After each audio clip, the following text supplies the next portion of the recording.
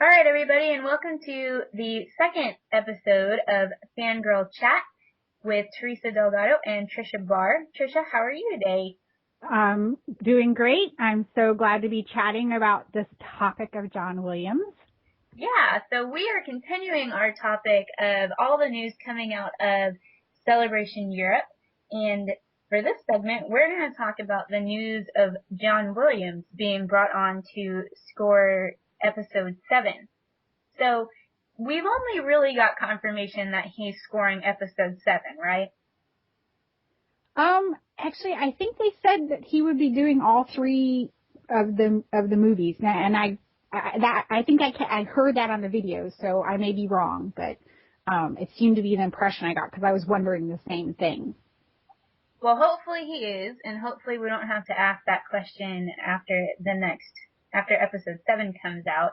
I think it would be most preferred for most people to have him working on the entire trilogy instead of us having to go one film at a time. Yeah, and I think probably thematically, too, he talked about not wanting to read the script. He sort of liked to see the story unfold and get surprised like the audience would be, so he could write that into his music.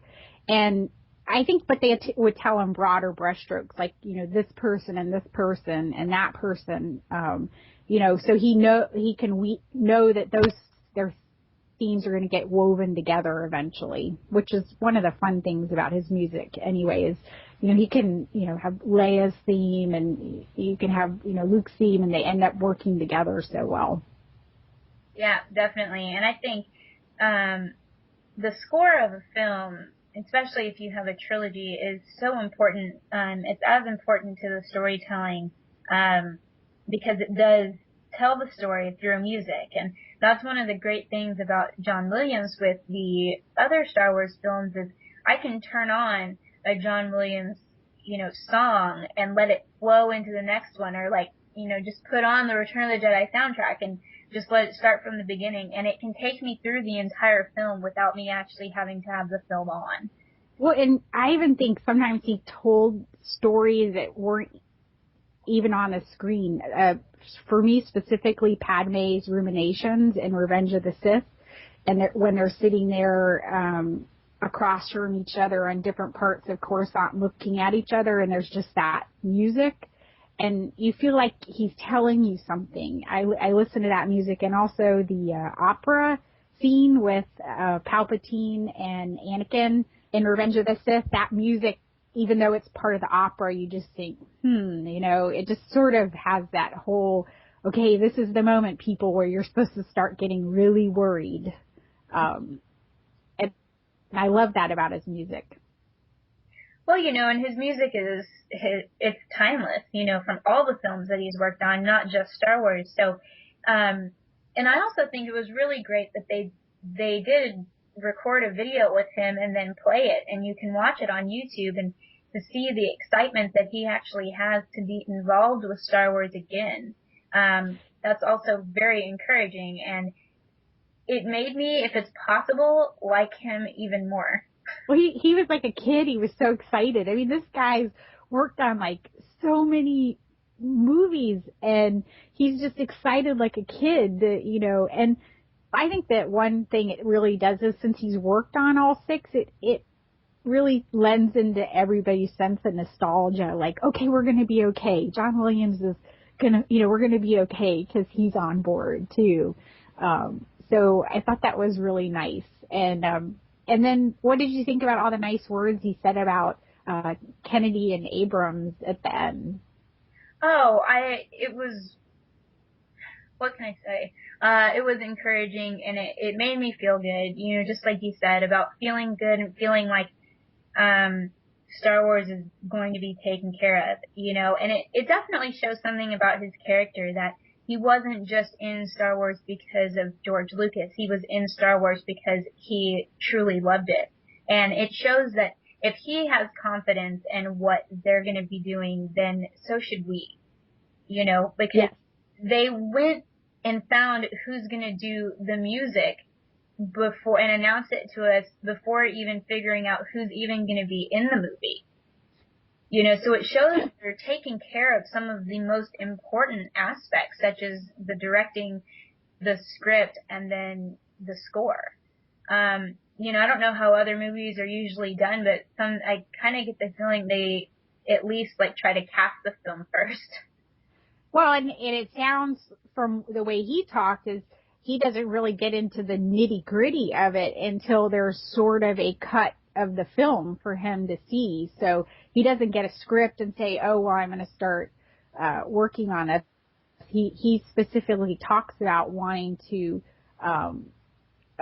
discover the films like we do as fans and then work from there. So really his part, he probably knows a little bit about the characters so he could maybe start building their themes, so to speak. Because, this character, is Luke's child, or this character is Leia's child. And then he can start working from there because he can build on previous themes. But those little melodies that he creates, then he's going to weave into a big, broader narrative once he sees the whole film. That's kind of the part I'm really excited. Movies are made by their music. I mean, they can be a good movie, but they become great movies when the music is great.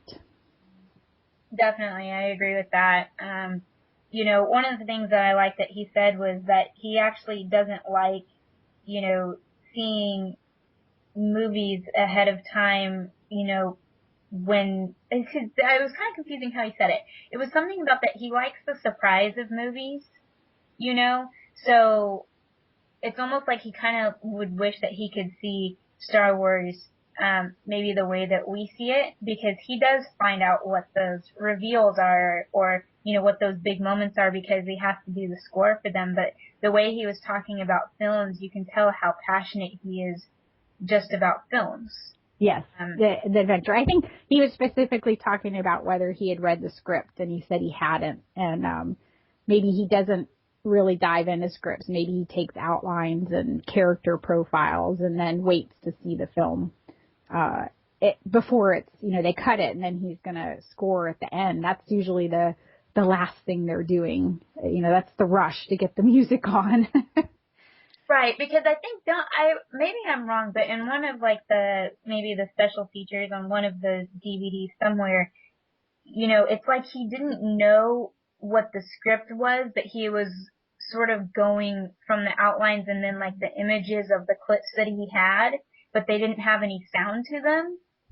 So yeah. When he was doing the original Star Wars film, so that it was kind of an interesting way to do it, because they were really behind on putting the film together. I know. So I could be wrong though. And he'll probably be in a little bit of a rush this time too, I would guess. Probably. Yeah. But I do think that this is one of the biggest pieces of news to come out of Celebration Europe, and one of the ones that is going to keep the fans encouraged, I believe. Because I know once we get any kind of casting news, that's going to become, a big issue for different fans, depending on how they feel about certain actors, or what they were wanting out of the films and things like that. So, I mean, at least they have this one thing that a lot of people really wanted. Now, I know there are some people talking about that they wanted, is it Giacchino? Is he the one that usually works with J.J. Abrams? Yes, but he actually very early on said that he wanted to see John Williams score Star Wars. So I think he was very classy about that, knowing that he's worked with J.J. Abrams, but that he respected that really Star Wars was John Williams' place if he wanted to be there. Obviously, he wanted to be in the movie. John Williams wants to be part of the movie. You can't deny that. There's no reluctant, composer in that video. He's very excited. Yeah, he seems to be. So, I think this is great news, and it's definitely gonna push Star Wars out there to even non-Star Wars fans, of saying, hey, look what's going on. John Williams is back, Absolutely. And if anything, it might tell other filmmakers, hey, John Williams is off the table, so forget it. Although I'm sure he'll do other movies while the Star Wars movies are going on. He won't be just strictly Star Wars. I guess they have other Star Wars movies too, so they're doing. I don't know if he would do. There's the ones in between, so they've already said they're going to do a sequel trilogy movie, standalone, a sequel trilogy, standalone, sequel trilogy. So I don't know if he's going to do those too, but there's plenty of Star Wars movies for him to do. Definitely. And it actually kind of makes me wonder about who's going to be doing the music for Star Wars Rebels. Maybe it'll be the same people who did the Clone Wars. I would guess the music on the Clone Wars was very, very well done, and I can't imagine they wouldn't go back to that team. But unless they're getting a chance to move on and do bigger and better stuff than a television show, but yeah, it'll be interesting. That kind of leads us into what our next episode is going to be about, which is actually going to be about the news we got about Rebels. There was some stuff, not a lot of stuff, but some stuff. So be looking for that on our next episode. Tricia, where can people find you? You can find me at Tricia Barr. I am at fangirlblog.com. And then on Twitter, you can follow me at Fangirl Cantina. And Teresa, how about you?